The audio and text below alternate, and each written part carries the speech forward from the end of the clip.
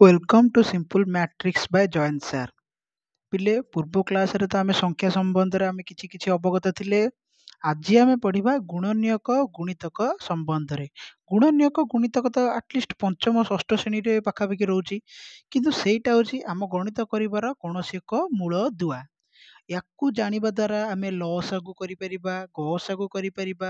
କୌଣସି ବଡ଼ ବଡ଼ ସଂଖ୍ୟା ସମାଧାନ କଲାବେଳେ ଆମକୁ କୌଣସି କାମରେ ଯେମିତି ନା ଯେମିତି ହେଲେ ଆମକୁ ସହାୟକ ହୁଏ। ଆଟଲିଷ୍ଟ ଲସାଗୁ ଗସାଗୁ କରିବା ବେଳେ ଗୁଣନୀୟକ ଗୁଣିତକ ଆମକୁ ବହୁତ କାମରେ ସାହାଯ୍ୟ କରେ। ଗୁଣନୀୟକ ଗୁଣିତକ ବିନା ଲସାଗୁ ଗସାଗୁ ଜାଣିବା ମଧ୍ୟ ଅସମ୍ଭବ। ପିଲେ ଆଜି ଆସ ଜାଣିବା ଗୁଣନୀୟକ କ'ଣ ଏବଂ ଗୁଣିତକ କ'ଣ। ବହୁତ ସିମ୍ପଲ ଟ୍ରିକ୍ରେ ଆମେ ଆଜି ଜାଣିବା। ଗୁଣନୀୟକ ଗୁଣନୀୟକ ମାନେ ତାକୁ ଇଂଲିଶରେ ଫ୍ୟାକ୍ଟର ବୋଲି କୁହାଯାଏ। ଫ୍ୟାକ୍ଟର ଗୁଣନୀୟକ ଆଟଲିଷ୍ଟ କ'ଣ? ଦେଖ ପିଲେ ଡେଫିନେସନ ଲେଖ। ଡେଫିନେସନ ଲେଖି ସାରିଲା ପରେ ମୁଁ ତମକୁ ବୁଝେଇଦେବି ସେଟା କ'ଣ। ପିଲେ ଯେଉଁ ମୂଳ ସଂଖ୍ୟା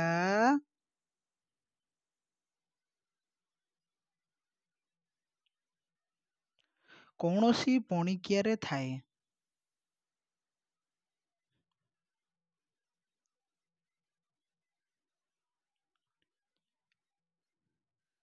କୌଣସି ପଣିକିଆରେ ଥାଏ, ସେହି ପଣିକିଆ ସଂଖ୍ୟା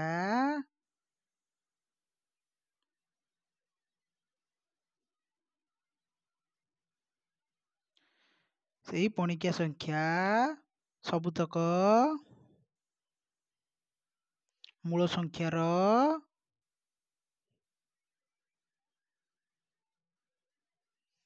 ଗୁଣନୀୟକ। ପିଲେ ତମେ କ'ଣ କହୁଥିବ? ସାର୍ କ'ଣ କହିଲେ? କେଉଁ ମୂଳ ସଂଖ୍ୟା ଯେଉଁ ପଣିକିଆରେ କୌଣସି ପଣିକିଆରେ ଥାଏ, ସେଇ ପଣିକିଆ ସଂଖ୍ୟା ସବୁଯାକ ମୂଳ ସଂଖ୍ୟାର ଗୁଣନୀୟକ। ପିଲେ ଏକ୍ଜାମ୍ପଲ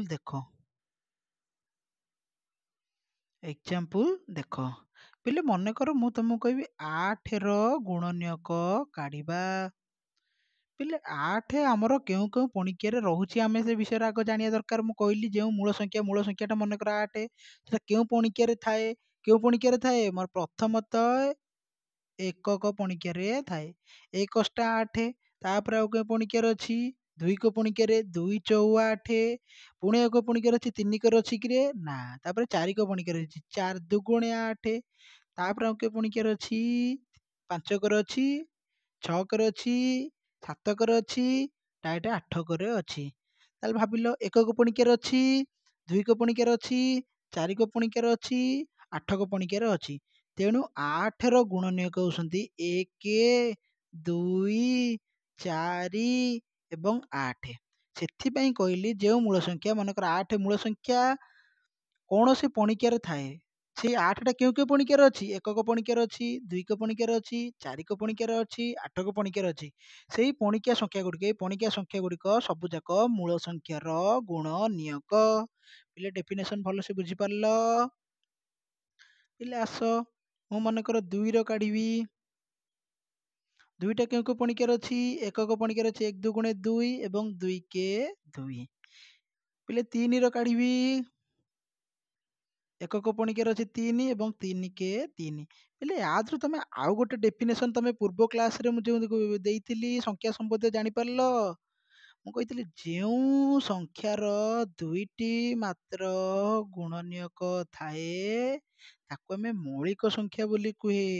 ପିଲେ ଏ 2 ଆଉ 3ର କୌଣସି ଗୁଣନୀୟକ ବାହାରି ପାରିବ କିରେ? ଆଉ କେଉଁ ପଣିକିଆରେ ଅଛି 1 2 କି ଛାଡ଼ିଦେଲେ? ତେଣୁ ତାକୁ ଆମେ ମୌଳିକ ସଂଖ୍ୟା ମଧ୍ୟ କହିପାରିବା। ତେଣୁ 2 ଓ 3 ମୌଳିକ ସଂଖ୍ୟା ମଧ୍ୟ।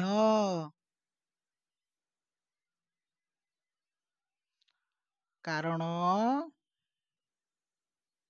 ତାର 2ଟି ମାତ୍ର ଗୁଣନୀୟକ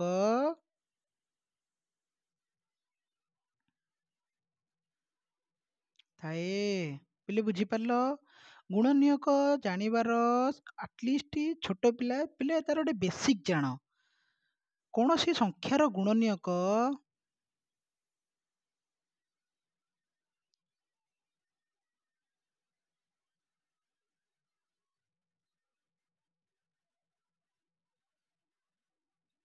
ପ୍ରଥମେ ଏକ ହୁଏ। ଏକ ଓ ନିଜେ ସେଇ ସଂଖ୍ୟା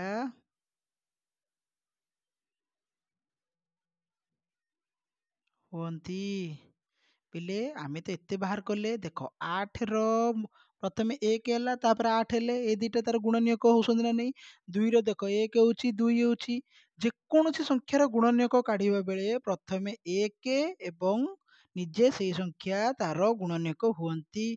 ଏଥିରୁ ଆମେ କ'ଣ ଜାଣିଲେ? ଷ୍ଟାର ମାର୍କ ଲେଖିଦେବା। କୌଣସି ସଂଖ୍ୟାର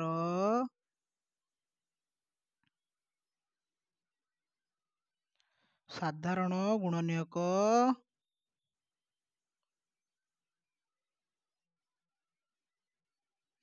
1।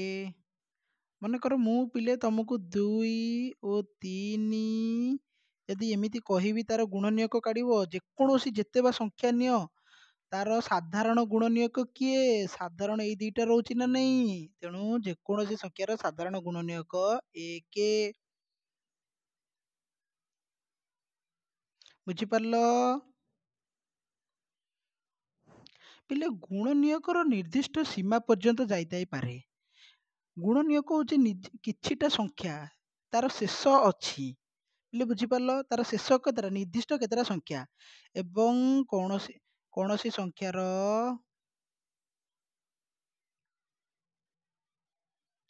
ବୃହତ୍ତମ ଗୁଣନୀୟକ ପିଲେ ନିଜେ ସେଇ ସଂଖ୍ୟା।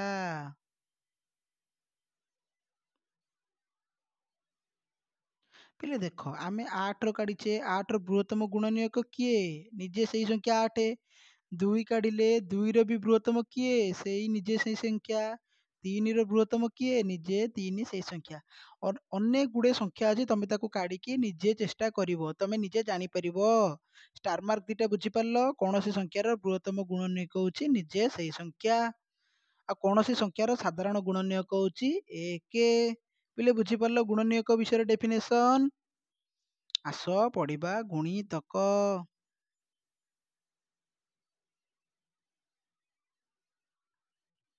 ପିଲେ ଗୁଣିତକ ବିଶେଷ କିଛି ନାହିଁ, ଗୁଣିତକକୁ ଆମେ ଇଂଲିଶରେ ମଲ୍ଟିପୁଲ କହୁ।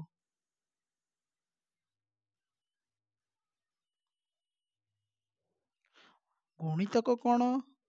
ପିଲେ ପୁରା ଡାଇରେକ୍ଟ ଡେଫିନେସନ, ସେହି ମୂଳ ସଂଖ୍ୟାର ପଣିକିଆ ତକ ହିଁ ତାର ଗୁଣିତକ। ପିଲେ ତମେ କହିବ କ'ଣ? ପିଲେ ଆଗ ଲେଖି ସାର। ସେହି ମୂଳ ସଂଖ୍ୟାର ପଣିକିଆ ସବୁ ଯାକ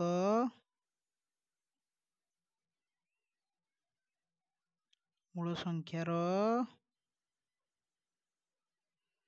ଗୁଣିତକ। ପିଲେ ତମେ କହିବ କ'ଣ ପଣିକିଆ ତାର ସବୁ ଯାକ ଗୁଣିତକ? ମନେକର ମୁଁ 2ର ଗୁଣିତକ କାଢ଼ିବାକୁ ତମକୁ କହିଲି। ନିଜେ 2, 2 କେ 2, 2 ଦୁଗୁଣେ 4, 2 ତିରି 6, 2 ଚଉ 8, 2 ପଞ୍ଚା 10, 2 ଷୋହ 12, ଏମିତି ଇନଫାନାଇଟ୍ ଯାଏଁ। 2କ ପଣିକିଆ ଯେତେ ଚାଲିଥିବ ତା ଗୁଣିତକ ସେତେ ଲମ୍ବିଥିବ। ପିଲେ ଗୁଣନୀୟକର ନିର୍ଦ୍ଦିଷ୍ଟ କେତେଟା ସଂଖ୍ୟା ଥାଏ, କିନ୍ତୁ ଗୁଣିତକର ସୀମା କିଛି ନାହିଁ, ସିଏ ତାର ଶେଷ ପର୍ଯ୍ୟନ୍ତ ଲମ୍ବିଥିବ। ମନେକର 3ର କହିଲି, 3 କେ 3, 3 ଦୁଗୁଣେ 6, 3 ତିରି 9, 3 ଚଉ 12, 3 ପଞ୍ଚା 15, 318, ଏମିତି ଇନଫାନାଇଟ୍ ଯାଏଁ ଲମ୍ବି ଚାଲିଥାଏ। ପିଲେ ତାହେଲେ ଆମେ ଏଥିରୁ କ'ଣ ଜାଣିଲା? ଦିଟା ଷ୍ଟାର ମାର୍କ ଦେବା। କୌଣସି ସଂଖ୍ୟାର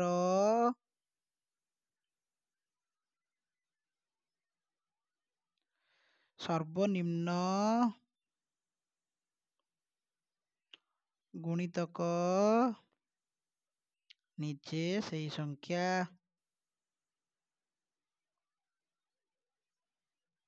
ପିଲେ ଏଇଟା ସବୁଠାରୁ ସାନ ନା ନାହିଁ? ପିଲେ କୌଣସି ସଂଖ୍ୟାର ଗୁଣିତକ ନିଜେ ସେଇ ସଂଖ୍ୟା ନା ନାହିଁ? ସର୍ବନିମ୍ନ ଗୁଣିତକ ହେଉଛି ନିଜେ ସେଇ ସଂଖ୍ୟା। ପିଲେ ବୁଝିପାରିଲ?